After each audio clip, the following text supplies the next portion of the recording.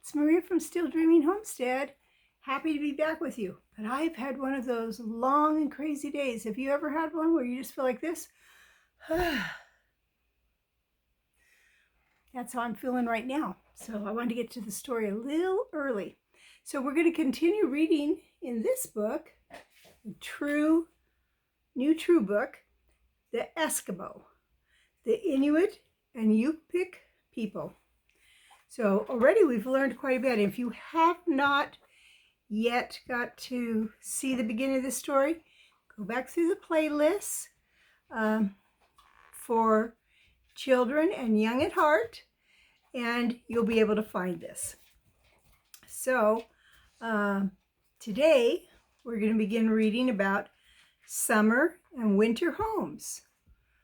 Well, you know what your home's like. But I just have one home. I don't have a summer and a winter home. But I don't have the type of weather they have, so let's find out. The Inuit and Yupiks usually did not build permanent homes. That means homes that were there always, except those who lived in Alaska. Instead, they built shelters that could be quickly and easily made. They built houses strong enough to withstand bad weather. Most families had summer and winter homes.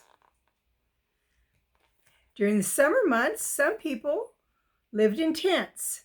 Women made the tents by sewing the skins of caribou or seals together. They stretched the skins over driftwood, whale, seal, or walrus bones. You see who's with me today? Gracie. So this is kind of what this is looking like. They'd stretch these skins over and make these tent homes. In winter, families built sod houses or snow houses called igloos. Now a sod house is where you cut where the grass is and the roots holding onto that dirt. You cut all that down so the nice and thick walls. Sod houses were made of soil and were built partly underground. Often they were used for more than one winter. And here's a picture of maybe what a sod house would look like. You see that? By being partially underground, that helped keep it warmer. Snow houses were made of blocks of hard-packed snow. Usually snow houses were built on ice, where hunting was good. Two men working quickly could build an igloo in 2 hours.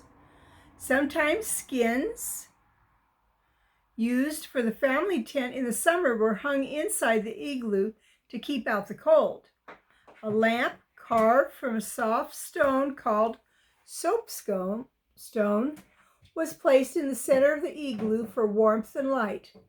Sometimes several families camped together at winter hunting grounds. They joined igloos together with tunnels so they could visit one another without going outdoors, because outdoors was so cold. That's kind of a cool idea, going from tunnel to tunnel. Now, keeping warm. Both Inuit and Yupik women made clothing from caribou skin. It was the best kind of animal skin for cold climates. It was warm and light. Skins of seals, polar bears, squirrels, and Arctic foxes were used too. Everyone wore a hooded jacket called a parka. Can you say parka? Good, parka. They also wore pants, socks, mittens, and boots. Tiny skin boots were even put on dog paws to protect them from the sharp ice of the spring. In colder regions, people wore 2 jackets.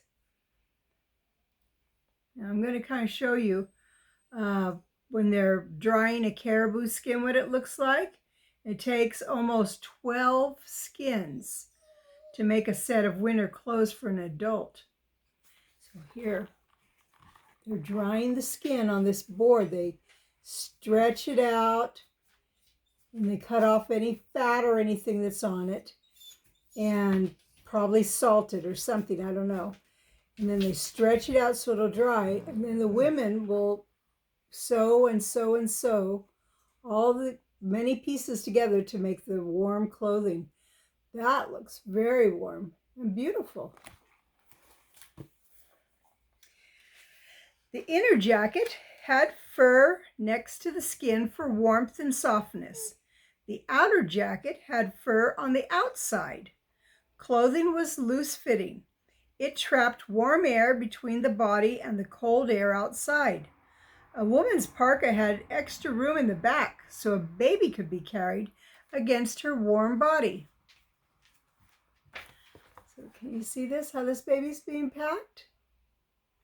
In summer, people usually wore only a rainproof suit of seal intestine. That is where the food goes down, like we have them too, intestines. I call them guts. Women made all the clothing by hand. Many hours were spent fixing worn clothes and preparing skins for new clothing. Women took special care of their husbands' clothing. They dried the clothes each night. In the morning, if the men's boots were hard, the woman chewed them to soften the hide. Wow, that is one way to soften it, because if the boots are hard, it would hurt their feet. Wow. So here's some of those raincoats made from intestines of seals.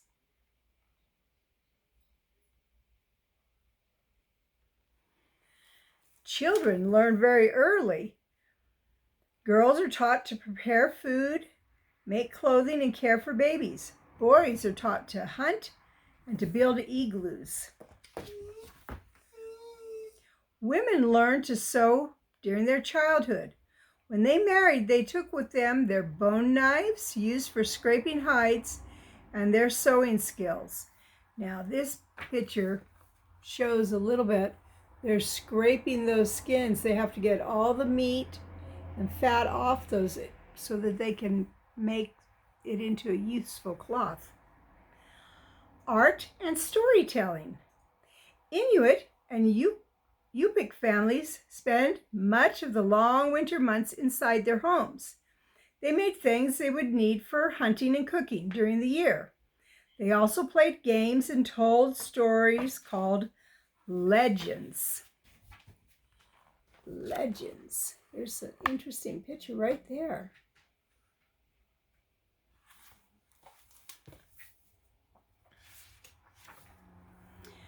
Some people made beautiful carvings of the animals that they hunted. In Canada, most carvings were made from soapstone. In Alaska, from bone and ivory. Carving was a special art. Not just any stone, just a second.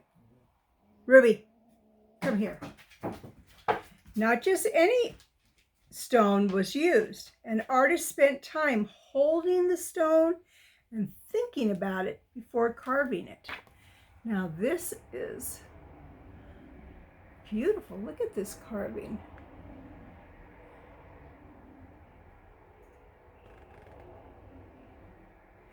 Men weave baskets of whalebone and carved animals from ivory. Some still use the ancient bow drill, which I'll show you in the picture at the bottom here. Soapstone on the bottom right has a soft soapy feeling. So look at this cool one they made. Sorry, I'm wiggling it a lot, I know. There's a man, he's making a basket. And this right here is the picture of that little drill. And this is another carving from the soapstone. Boy, they're really good at that. It's interesting that they can use whalebone and weave it. Modern life. Life is somewhat different for Inuit and Yupiks today. Although they still depend on the land and animals for their way of life, there have been many changes. Hospitals, schools, airstrips or airports, and stores provide for many of their needs. Modern houses have taken the place of sod houses and igloos. So, they can travel this way now, part of the time when they have money. And they can live in regular housing now. You think you'd like to live in a regular house? Or a sod or igloo? I don't know. Electric lights and stoves do the work of soapstone lamps. In many areas, snowmobiles, airplanes, and motorboats have replaced dog sleds. Kayaks and Yupiks skin clothing is not usually worn anymore. A few of the animals people once hunted are now more rare. It is against the law to hunt them in great numbers now. See, they've got some other ways.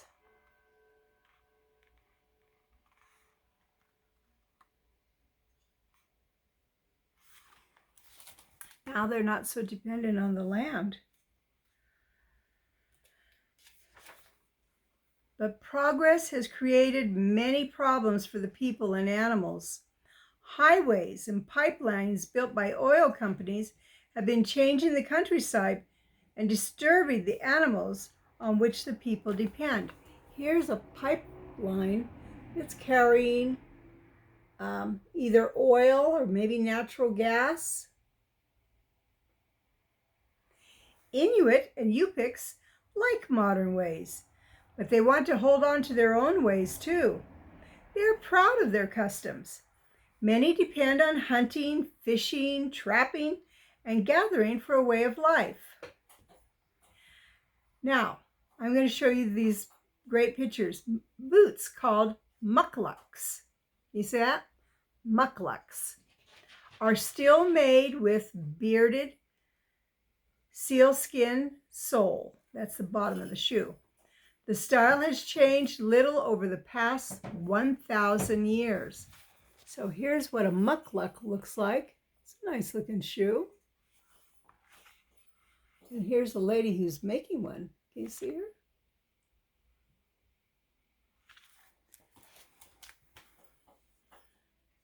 I'd like to be able to make something so beautiful. After a whale has been killed, people gather to honor the hunters and the spirit of the whale that they have caught. The blanket toss on the right was an old Inuit custom to help hunters find animals. So here is the kind of the celebration that a whale was caught. There'd be lots of meat from that. And I believe those are great big ribs from the whales. At special times, everyone comes together to sing and dance and to share their legends. Native dance is a form of storytelling, told mainly by hand and arm motions. These children above have learned the dance of the seal hunt.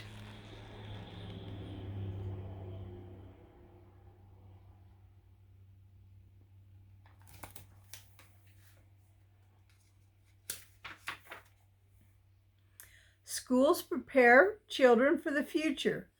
Some will become the next Inuit and Yupik teachers and leaders.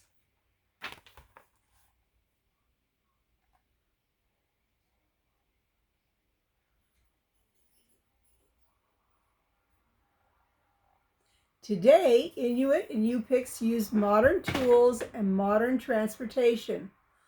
Although new industries are being created to provide jobs for people in villages, living off the land continues to be very important to the Inuit and Yupik way of life.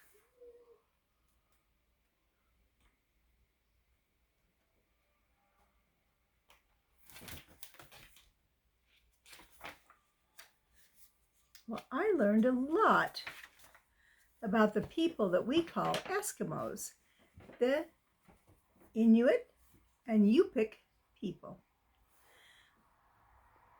I think it's amazing how they can survive in such a harsh land with such cold weather and not able to grow much food there because they don't get much time without snow. Well, it's Maria from Still Dreaming Homestead. I want to tell you I love you, I really do. But more importantly, God loves you and He always will. All right, I hope you enjoyed this story. I'll be back again tomorrow. Bye-bye.